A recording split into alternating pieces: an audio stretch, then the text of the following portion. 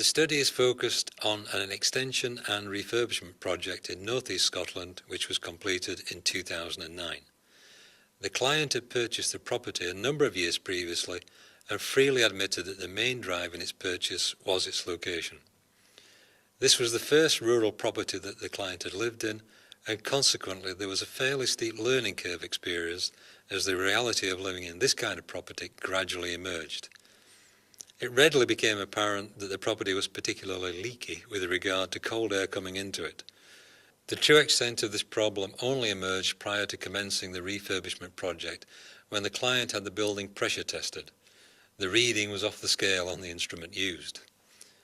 This information was a key factor in the client moving their focus away from the generation of energy, which would have been used to heat the property, and toward the reduction of ventilation losses along with increasing the insulation level within the structure. Thus the proposed mix of sustainable technologies within the project began to change. The property had been refurbished around 4 years prior to the client purchasing it, but the only step towards making the building work in a more sustainable manner had been the addition of double glazed windows and storm doors. Sometime previous to that refurbishment, one of the suspended timber floors was replaced with a concrete floor. While this undoubtedly reduced ventilation losses, it is unlikely that there was any insulation placed under the concrete, and therefore conduction losses would be higher than desired. As the client carried out further research over a period of several months, the scope of the project began to become clearer. This led to a decision that there were, in effect, two projects involved in achieving the desired outcome. Firstly, a complete refurbishment of the existing original structure. Secondly, the demolition of later additions to the structure and the construction of an extension that would be integrated visually with the original building. The 1970s single-storey addition to the building, for example, whilst a useful space, was considered ugly and not in keeping with the original. The refurbishment project will be focused on making some minor changes to the internal layout, upgrading some of the facilities available, and improving the performance of the structure in terms of reducing ventilation and thermal losses. In a more contemporary building, some aspects of the proposed changes would have been relatively straightforward. However, in a traditional farmhouse building of this period, there is, for example, no real loft space, and therefore insulation of the roof space becomes particularly difficult to achieve. Likewise, the external walls are of solid construction, and there is therefore no cavity to fill with insulation. Alternative approaches have to be considered. The property was largely reliant upon an oil-fired central heating system. A small multi-fuel stove was available in one room, but this was not deemed capable of heating the whole house to a satisfactory level. The oil-fired boiler was relatively inefficient and some way below the performance of current A-rated boilers. Overall, the property was considered to be cold, drafty, and difficult to heat efficiently. While the client was developing the project scope and finalizing the desired outcomes, there was no awareness that the problems being encountered fell within the descriptions of 5 barriers to carrying out sustainable home improvements that had been identified by a House of Commons committee a year or so previously. These barriers are worth considering in a little more detail at this point and will be returned to again later in the webinar. Hassle factor. This is a recognition of the difficulty experienced during the attempt to commission work and also of the inconvenience and disruption resulting from the installation work required.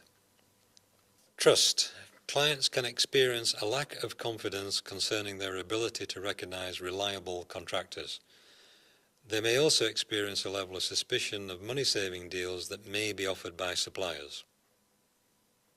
Upfront costs. It can be difficult to determine the actual payback period for some technologies, and even with relatively short payback periods, if a technology is perceived to have a high initial cost, it can act as a disincentive. Information knowledge. Can the client establish with confidence what can actually be done, any grants available, reliable sources of information, as per the lighthouse example, and the true cost of a particular decision? Technological immaturity. A number of zero or low carbon technologies are generally regarded as being cutting edge and can be difficult to obtain, either in terms of locating suppliers or in terms of them simply being of limited availability, and also relatively expensive. There have been and continues to be a number of initiatives that have sought to address these barriers. It's official. Dundee is the sunniest city in Scotland. Solar Cities Scotland is a Dundee-based organisation working through education, research and on-the-ground projects to combat climate change. We've been awarded a grant under the Government's Climate Challenge Fund to undertake 2 unique community projects in Dundee: the Sustainable Energy Promotion Scheme and the Maryfield and Coltside Community Carbon Exchange. The Community Carbon Exchange aims to help local residents set up new community projects that will significantly reduce their energy consumption. Our Sustainable Energy Promotion Scheme will deliver a free carbon-saving starter pack to every household in Dundee and aims to encourage the take-up of affordable insulation and solar panels. Throughout these projects, Solar Cities Scotland staff will provide specialist advice and support to help you and your community reach a greener future. We want to cut pollution and we want to cut congestion as well. So there's a number of very good reasons for doing this, and we're looking for people who are, if you like, community leaders who are prepared to show everyone else an example and lead the way. Solar Cities Scotland has helped create a demonstration eco-house where you can see working examples of sustainable building materials and technologies and find out what grants are available. The Dundee Sun City House is open to the public Monday to Friday 9 to 5, so yes, anyone can come and visit the house and see the technologies that we have installed here and the sustainable resources that we've used to build this house. For more information, call us today, drop us an email or visit our website.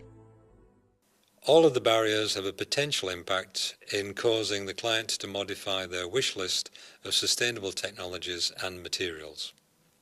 After some initial research had been completed, the client drew up what can be referred to as a wish list, the key objectives for the project and thoughts on appropriate technologies.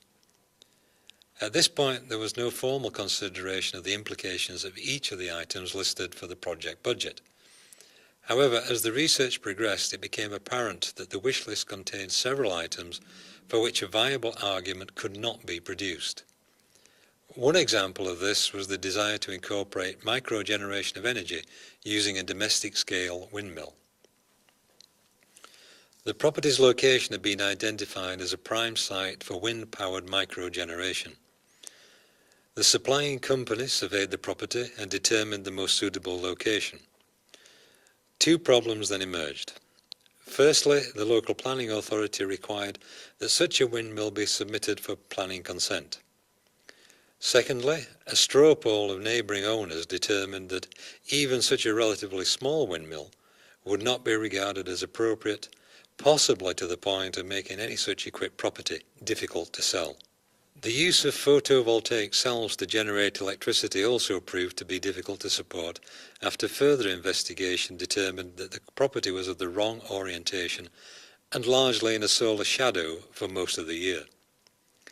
Siting the panels in a more favourable location elsewhere on the site was considered until professional advice confirmed that a high voltage drop would result, thus reducing the feasibility of the proposal. A final technology discounted was heat pumps. Both ground and air source heat pumps were considered and were discounted for different reasons. The air source pump was relatively expensive at around £3,000. While these pumps had been proven to work effectively even in the lower temperatures of Scandinavian countries, the client was concerned that they were unsuitable for a traditional farmhouse, given that it comprises a relatively high number of small spaces. This was a concern because air source heat pumps seem to be most effective when used in open plan properties. While this could not be determined to be absolutely the case, there remained sufficient doubt as far as the client was concerned to switch the focus onto larger output ground source heat pumps. This technology will be covered in the evaluation section of the webinar.